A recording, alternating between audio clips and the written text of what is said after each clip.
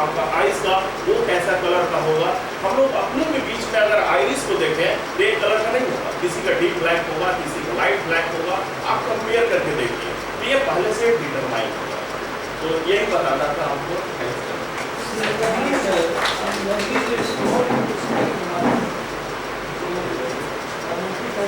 जी जी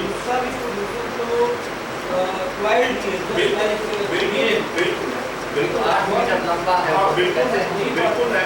वो क्वाइड होने का वजह है, उसका क्वाइड होने किसी भी क्वाइड होगा तो उसका सरफेस एरिया क्या होगा, इंक्रीज करेगा।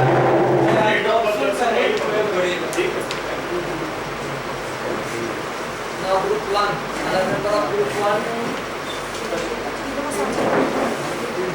चलिए हम वो नहीं कर सकते।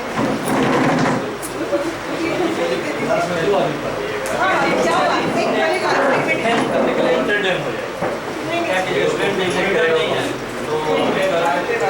वैसे भी स्ट्रेस ज़्यादा है। चलिए ना बच्चों कैसे जा रहा है।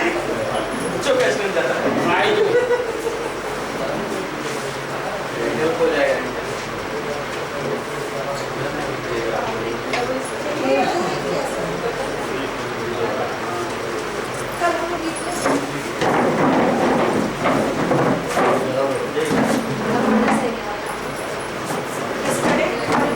Yesterday we have performed double displacement reaction, and we know that double displacement reaction, a reaction in which mutual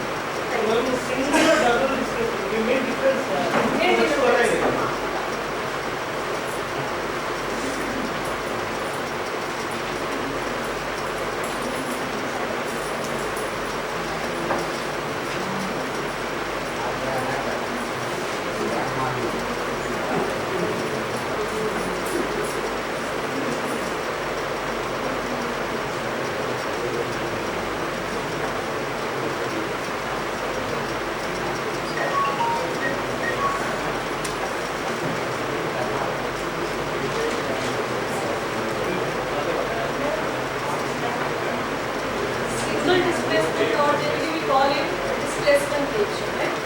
In single displacement, yesterday I think we have performed experiment between copper sulfate and iron or zinc. Copper sulfate, zinc plus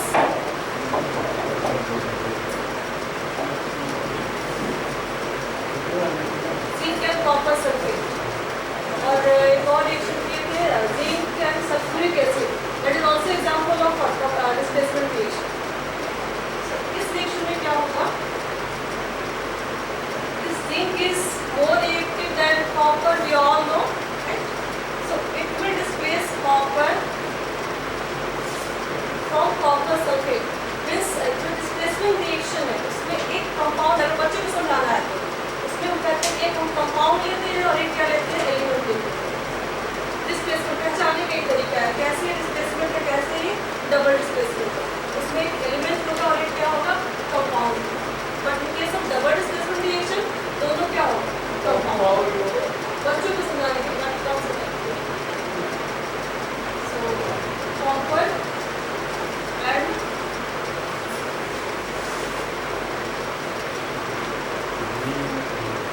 sulfate. Copper sulfate is blue in color and zinc sulfate is blue color. I can clear?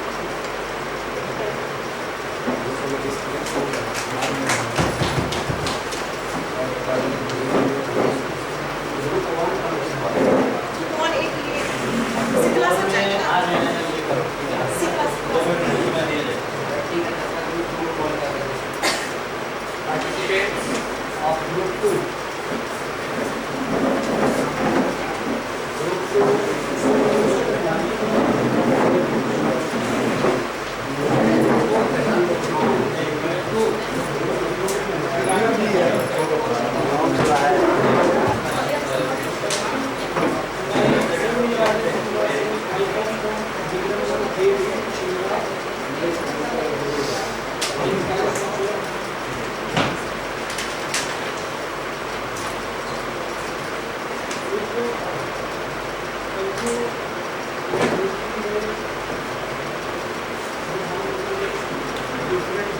Experiment किया, उसमें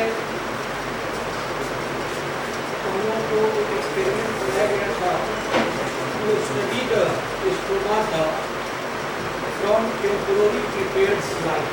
slide दो तरह के होते हैं, आप सभी जानते हैं. लैबोरेटरी के अंदर जो किसी भी चीज़ का अध्ययन करते हैं तो रिक्वायर्ड मटेरियल्स के द्वारा तो उसको हम लोग टेम्पोररी स्लाइड करके स्वयं बनाते हैं. एक और इम्पोर्टेंट इसकी बात है कि जब कोई भी एक्सपेरिमेंट करते हैं तो उसमें स्टेप होती है, उसके स्टेप का डिस्क्रिप्शन करना होता है और उस पर मार्क्स होता है. जो लैबोरेटरी का जो कॉपी तैयार होती है लैब मेमोरी में ये है. कोई एक्सपेरिमेंट है और बच्चा मान लीजिए केवल रिक्वायर्ड मटेरियल्स लिख रहा है.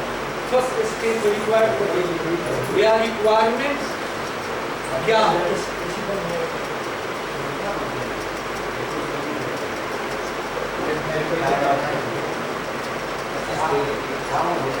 एक चीज है. किसी भी एक्सपेरिमेंट को डन करने के लिए कुछ मटेरियल्स की आवश्यकता होती है. तो हम लोग पहले लिखते हैं रिक्वायर्ड मटेरियल्स या रिक्वायरमेंट्स. ये पहला स्टेप. यदि कोई मान लीजिए बच्चा जो है एक्सपेरिमेंट कर रहा है और रिक्वायरमेंट लिख दिया, प्रोसीड्यूर लिख दिया और ऑब्जर्वेशन को नहीं लिख पाया, तो ऐसा नहीं है कि हम वो जो 5 नंबर का या 2 नंबर का वो जो है एक्सपेरिमेंट में तो टोटल हम उसको काटेंगे. जो स्टेप्स को ऊपर से डिस्क्राइब किया है उस पर हम मार्क्स अवार्ड करेंगे जहाँ तक हमें जानकारी जो हमने अपने टीचर से सीखा है. तो सबसे पहला है requirement, required material for the experiment. उसको हम लोग लिखते हैं सबसे पहला लाइन हमारा ये है.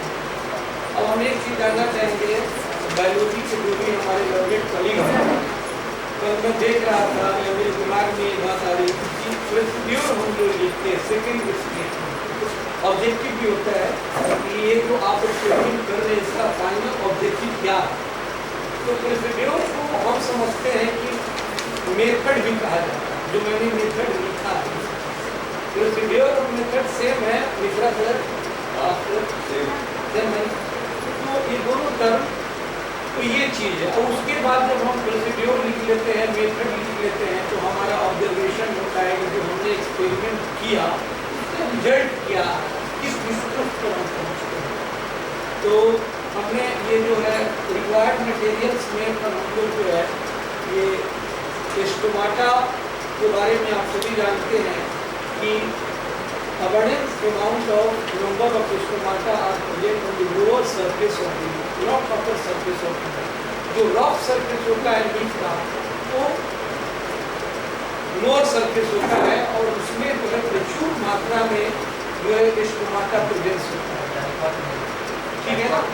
तो लोअर सरफेस जो डाइकोट का होता है, अब स्टोमाटा का जो शेप होता है ये दो तरह का होता है, जो मोनोकोटिलिडनस प्लांट्स है और जो डाइकोटिलिडनस प्लांट्स, एक बीजपत्री और द्विबीजपत्री।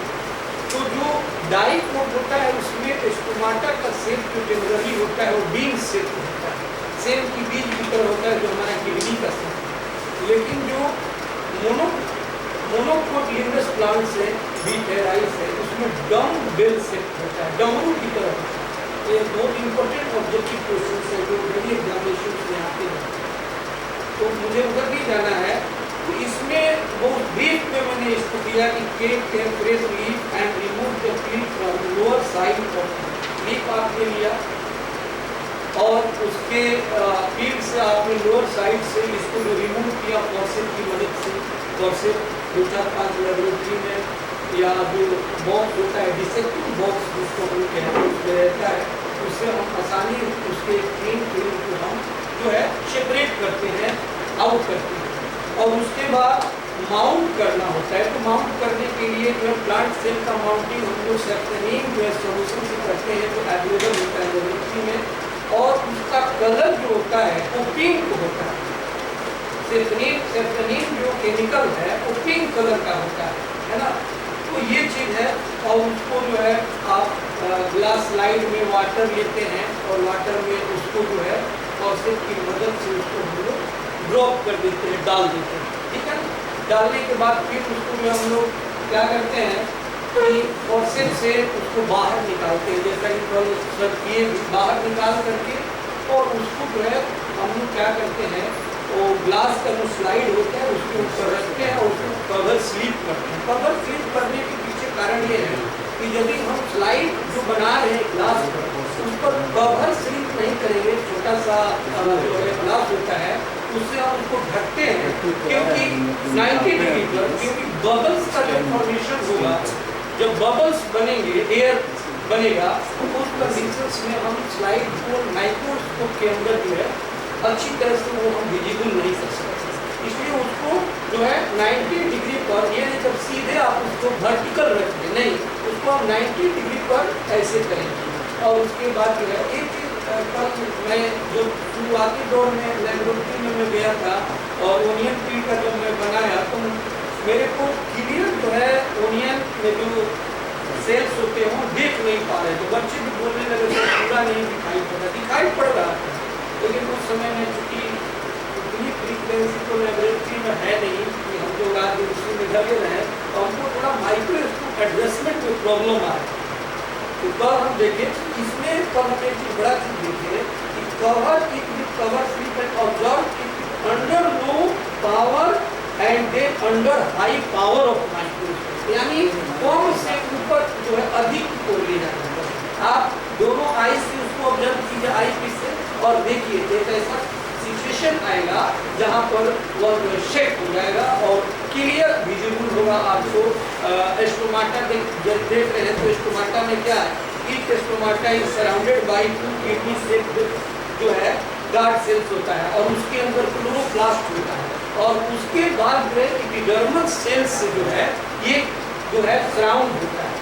तो ये बहुत कोई बड़ा एक्सपेरिमेंट नहीं है, 2 दिन 3 दिन एक एक्सपेरिमेंट में होता है हमारा, जहाँ कि 1 बार 2 बार 3 बार जब हम कोई चीज़ जो है ऑपरेट करते हैं तो स्किल्ड ज़्यादा होते हैं और स्किल्ड जब किसी चीज में हम होंगे तो ये ऑपरेशन से ही आए, ये मतलब करके ही आए। तो जब हम बार बार करेंगे तो एडजस्टमेंट भी आ जाएगा, कोई चीज़ को आसानी से करें तो उसमें एक ऋषि आएगा। अब हमको एकदम फिक्र रहे हैं, कोई भी कैलकुलेशन निकालना है, बताना है, कोई दूसरा एक टॉपिक में कल देख रहा था, ये आपका बायोलॉजी में बहुत सिंपल चीज़ है। कभी हम एग्जाम हम लोग देते हैं डिफरेंट, अभी भी देते हैं हम लोग, तो उसमें हम लोगों को एक शब्द आया था, एक में एग्जाम दे रहा था ऑप्शन 4, बड़ा हेडअप हुआ क्या इसका आंसर है, ऐसा टर्म ही हमको नहीं मिला था। लेकिन पढ़ने के क्रम में हम लोग क्या करते हैं ना, कभी कभी ये भी करते हैं कि ये इम्पोर्टेंट है, क्या इम्पोर्टेंट, तो ऐसा नहीं है। इम्पोर्टेंट तो इम्पोर्टेंट है, अनइम्पोर्टेंट भी इम्पोर्टेंट हो जाता है। और वो शब्द हमको, मुझे मालूम था ये टर्म बायोलॉजिकल टर्म है, क्योंकि देखिए बायोलॉजी खासकर केमिस्ट्री और फिजिक्स की बात नहीं करूँगा, लेकिन बायोलॉजी से यदि आप अच्छी तरह से सब चीज़ जानना चाहते हैं तो आपको बायोलॉजिकल टर्म की जानकारी होनी बहुत आवश्यक है। यदि आप बायोलॉजिकल टर्म जान गए तो आधा आपका काम यही कीजिए, आधा काम वो आसानी से हो जाएगा। और वो शब्द हम जब देख रहे थे तो हमको ये याद था, ये शब्द इसका मतलब होता है ट्री, ये ट्री मतलब होता है। और पूछा था अर्बोरियल एनिमल का 4 ऑप्शंस, उसमें मंकी भी था, मंकी ट्री पर रहता है। तो इस तरह से यदि टर्म से रिलेटेड, तो मैं रात में से गया, इसमें मैं देख रहा था some terms and their related meaning. यदि उसको हम बहुत छोटे छोटे टर्म्स, यदि इन टर्म्स का हम यदि अध्ययन करते हैं, जानकारी रखते हैं, तो बच्चों को भी समझाने में और अपने भी समझने में सहूलियत होती है। जैसे ऑडिटरी शब्द, फिजिक्स में भी ऑडिटरी शब्द आता है, आइस का जब हम लोग स्ट्रक्चर करते हैं तो उसमें भी आता है। तो ऑडिटरी का मतलब होता है हियरिंग। मान लीजिए जैसे अर्थो है, हम लोग डाइवर्सिटी ऑफ लिविंग ऑर्गेनिज्म में डिफरेंट क्लास पढ़ाते हैं, तो उसमें अर्थोपोडा फाइलम आता है, अर्थोपोडा। तो देखिए अब ये अर्थो का मतलब होता है ज्वाइंट और पोडा का मतलब होता है फीट। इसमें ज्वाइंटेड एनिमल्स आते हैं जिनका फीट ज्वाइंट होता है।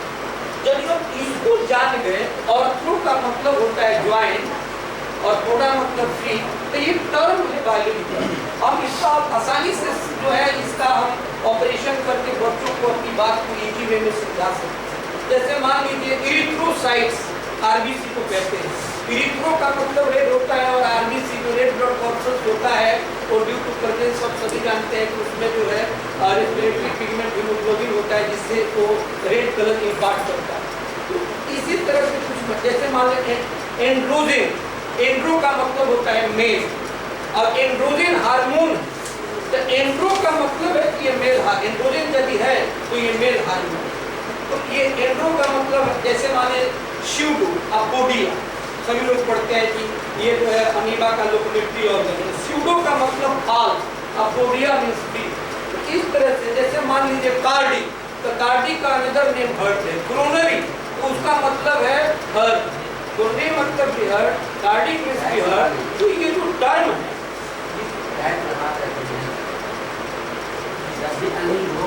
जी, जैसे मानिए बकल, बच्चे पूछते हैं बकल मतलब क्या होता है। बकल मतलब another name mouth, buccal means oral, जिसका मुंह से संबंध है। तो ये जितने टर्म हैं आपको सर्विकल, सर्विकल का मतलब होता है नेक, क्लोरो, क्लोरोप्लास्ट हम लोग पढ़ते हैं, क्लोरोफिल पढ़ते हैं, तो क्लोरो का मतलब ग्रीन।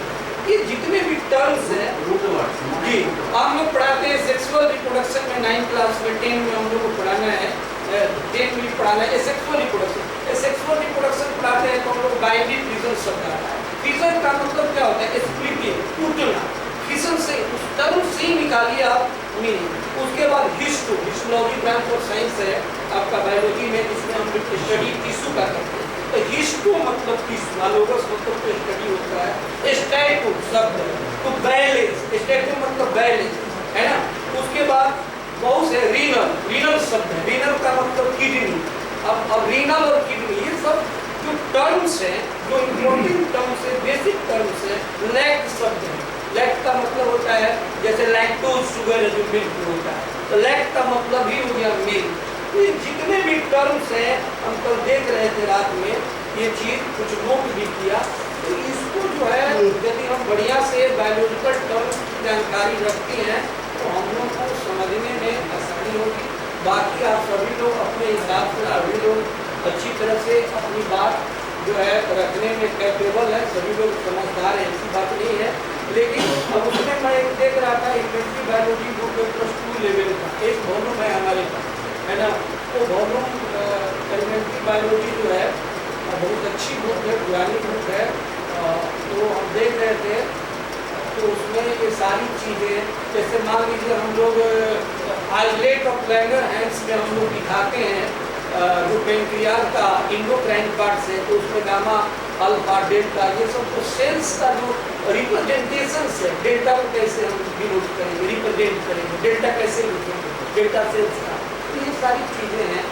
इन चीज़ों को जब हम यही नहीं, एक और भी कल मैं देख रहा था, हम लोग जनरली अंग्रेजी में पढ़ते हैं कि एस और ईएस लगा करके सिंगुलर को प्लूरल बनाया जाता है। जनरली हम लोग पढ़ते हैं एस ईएस लगा करके हम लोग जो है उसको प्लूरल बना देते हैं। लेकिन बायोलॉजी में कुछ ऐसे सेक्शन है जहाँ हम लोग एस और ईएस लगा कर उसका प्लूरल नहीं बना सकते, उसको याद करना है। ठीक, हम कल देख रहे थे, उसको आपको याद करना है। जैसे न्यूक्लियस है तो न्यूक्लियस का प्लूरल न्यूक्ली। कल की एक्टिविटी वही है सर कि जो हम लोग पढ़े टेम्पोरी स्लाइड जो बनाए हम लोग ये स्टोमाटा का, स्टोमाटा हम लोगों ने लीफ से लेकर के और उसको दिखाया माइक्रोस्कोप। हम एक चीज़ और भी सोच रहे थे, किताब में हम लोग पढ़ते हैं एक सेल ऑर्गेनल माइटोकॉन्ड्रिया, हमने कहा भी मिलर प्रोफेसर से कि क्या हम लोग माइटोकॉन्ड्रिया को जो है नहीं देख सकते हैं।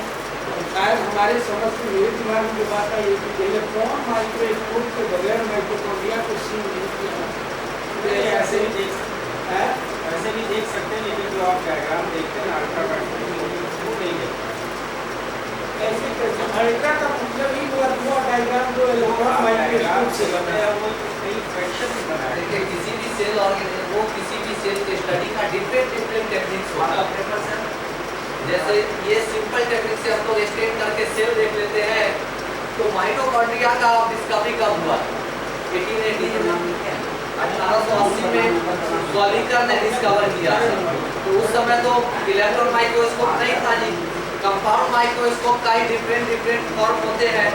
उसी के द्वारा डिफरेंट टेक्निक्स जो डेवलप किया गया, अब उस स्टेनिंग टेक्निक, आइसोलेटिंग टेक्निक अगर हम इस्तेमाल करते हैं तो हम उसको देख सकते हैं। अल्ट्रा स्ट्रक्चर उसका नहीं देख पाएंगे, एक कोहेरेंट स्ट्रक्चर।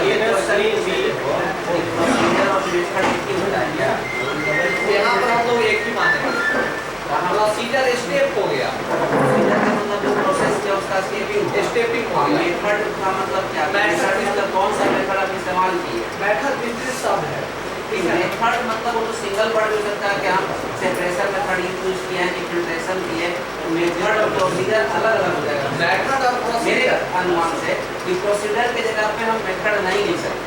मेथड के मतलब एक वर्ड भी हो सकता है, जहाँ आपका एक लंबा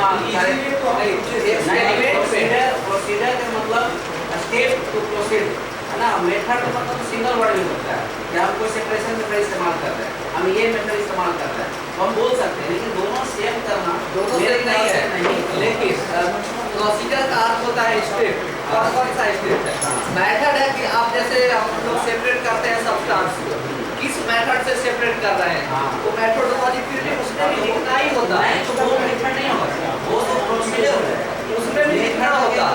मेथड सिद्धांत हुआ। हाँ, वो कह सकते हैं किस मेथड आप इसका रियलाइज कर रहे हैं। मेथड मतलब सिद्धांत का नहीं, सिद्धांत दोनों चीज अलग हो जाएगा। चलिए, मेथड का मतलब इस पे बाद में बात होगा। सेकंड पेपर ऑफ ग्रुप 2 नहीं सर, एक मिनट इनको करने दीजिए।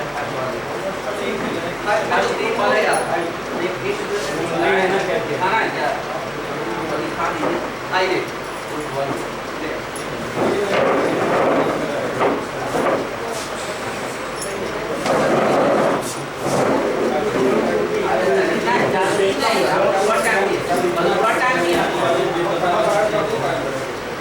अरे आप लोग तो 12 बजे तक 12:30 तक काम किए थे, ये कैसे बात कर रहे हैं?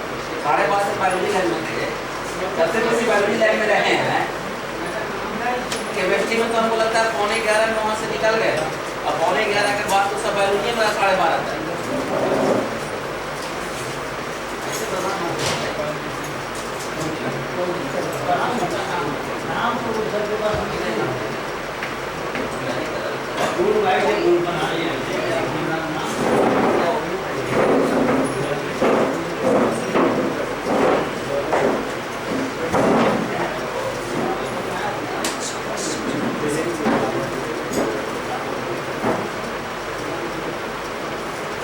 बताइए क्या कर रहे हैं?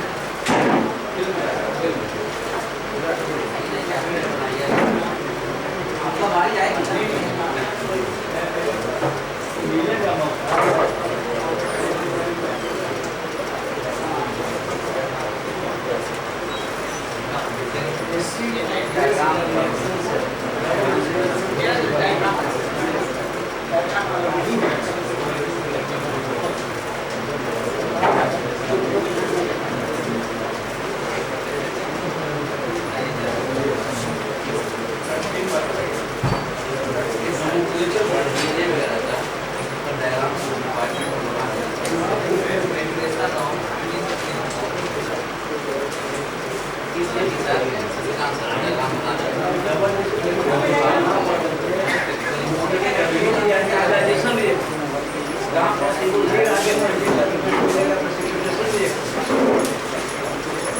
देखिए जहाँ पॉसिबल है राइटअप में डायग्राम वगैरह बना दीजिएगा, जहाँ पॉसिबल है। केमिस्ट्री में तो रिएक्शन लिख देंगे, लेकिन फिजिक्स और बायोलॉजी में चाहिए डायग्राम, तो देख लेंगे अगर हो जाए तो।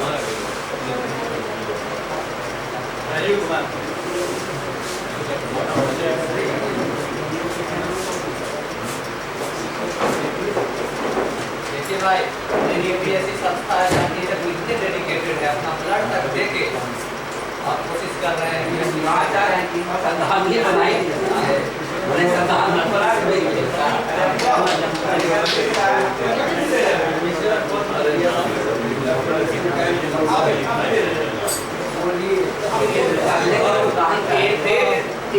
This is the matter of proud that all DABians are even donating our blood to serve the coming future, to make the coming future.